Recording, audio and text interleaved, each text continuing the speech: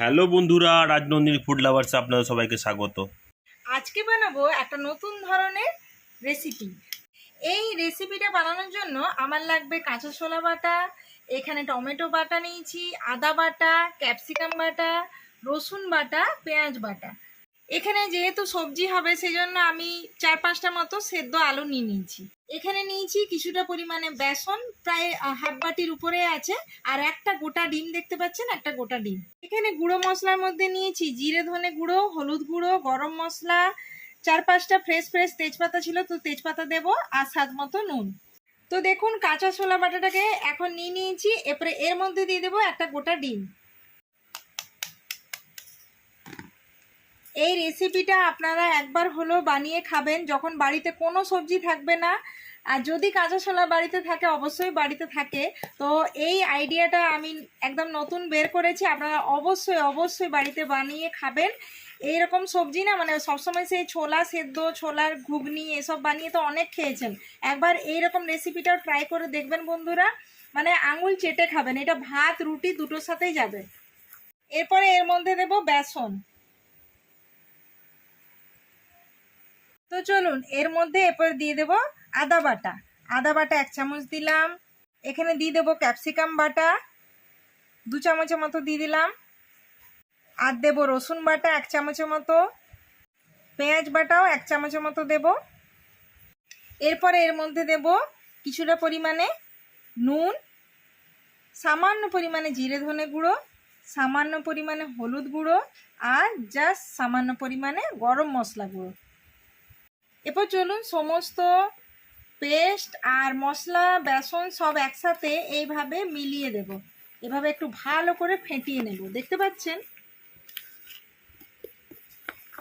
খুব সুন্দর কালারটাও হয়েছে। আর এই রেসিপিটা এত চটজলদি হয়, মানে মাথাতে আস্তে আস্তে ঝট করে এই রেসিপি দেখে বানিয়ে ফেলুন। মানে সত্যি কথা বলতে গেলে এই রকম তরকারি কিন্তু জীবনে আগে কোনো দিনও খাননি। আমি এটা ট্রাই করেছি, আর দারুণ হয় বন্ধুরা। তো অবশ্যই বাড়িতে একবার হলেও বানিয়ে খাবেন। চলুন আমি একটা অন্য পাত্র নিয়ে নিয়েছি, আর এর মধ্যে সামান্য পরিমাণে তেল দিয়ে দিলাম, আর এই বাটির গায়ে তেলটাকে চারিপাশে ভালো করে বুলিয়ে দেব। তো দেখুন তেলটা পুরো ভালো করে চারিপাশে লাগিয়ে দিলাম। এরপরে এর মধ্যে যে পেস্টটা ভালো করে আমি এরকম ফেটে নিয়েছিলাম, এই পুরো পেস্টটাকে এই বাটির মধ্যে দিয়ে দেব।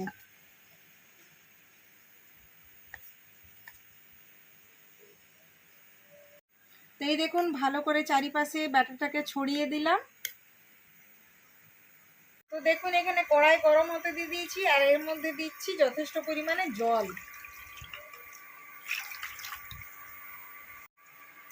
তো চলুন এই জল গরম হচ্ছে যতক্ষণে, এই ব্যাটারটাকেও এর মধ্যে দিয়ে দিলাম। তো এই ব্যাটারটা হবে এখন স্টিম। তো এখন এর মধ্যে আমি ঢাকা লাগিয়ে দিলাম। প্রায় 10 থেকে 15 মিনিটের জন্য এটাকে আমি স্টিম হতে দিলাম। তো চলুন এটা ঠান্ডা হয়ে গেছে স্টিম দেওয়ার পরে। এরপরে এর গায়ে এরকম ছুরি দিয়ে চারিপাশটা এরকম গোল গোল করে ঘুরিয়ে নিয়ে একটু এরকম ছাড়িয়ে নেব, তাহলে কি হবে, পট করে বেরিয়ে যাবে। থালা নেব এরকম। এরপরে এটাকে একটা থালা নেব, এই বাটির মধ্যে ঢাকা দিয়ে আর এইভাবে হাতে চাপা দিয়ে আস্তে করে উল্টে দেব।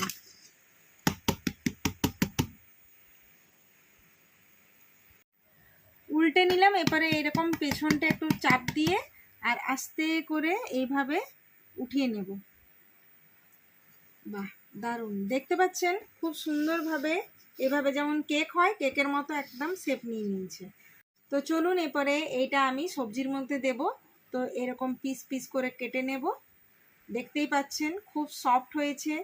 বাড়িতে কোনো যদি সবজি না থাকে, অবশ্যই এরকম আইডিয়া বের করে এই ছোলার ডালের সবজিটা একবার হলেও বানিয়ে খাবেন। দেখতে পাচ্ছেন এটা এরপরে যেমন ছোট বড় যেমন শেপ দেবেন এভাবে দিতে পারেন। এই দেখুন, এরপরে আমি এটাকে ছোট ছোট পিস করে নিলাম এইভাবে। চলুন কড়াই গরম হয়ে গেছে, প্রায় 2 চামচের মতো আমি তেল দিয়ে দিলাম। এরপরে মশলাটাকে রেডি করে নেব। তেল গরম হয়ে গেছে, এর মধ্যে দিয়ে দেবো তেজপাতা। এরপরে এর মধ্যে 1 চামচের মতো পেঁয়াজ বাটা দিয়ে দিলাম। আর দেবো 1 চামচের মতো রসুন বাটা, এখানে দেবো 2 চামচের মতো ক্যাপসিকাম বাটা, আর দেবো 4 চামচের মতো টমেটো পেস্ট,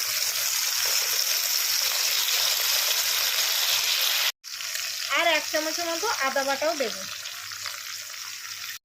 এখন আমি দিয়ে দেবো হলুদ গুঁড়ো, জিরে ধনে গুঁড়ো আর স্বাদ মতো নুন। তো চলুন সমস্ত পেস্ট আর গুঁড়ো মশলা নুন হলুদ দিয়ে ভালো করে নাড়াচাড়া করে নিয়ে মশলাটাকে কষিয়ে নেব।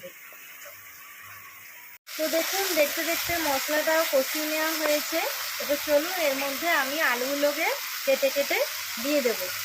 এই দেখুন এইভাবে আমি সেদ্ধ আলুগুলোকে কেটে কেটে এর মধ্যে দিয়ে দিলাম।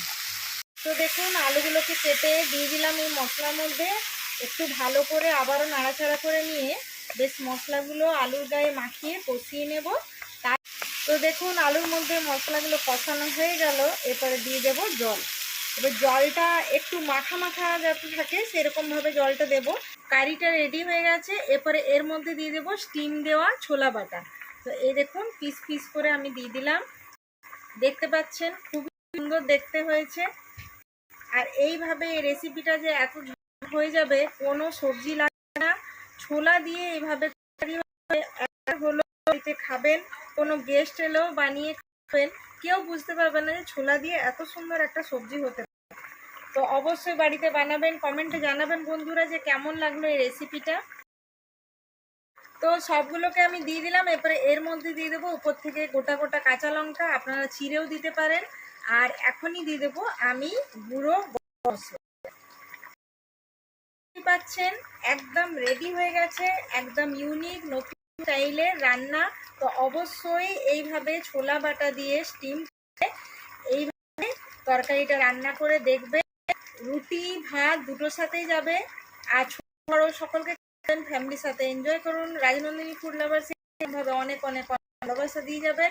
কমেন্টে অবশ্যই জানাবেন বন্ধুরা রেসিপিটা কেমন লাগলো।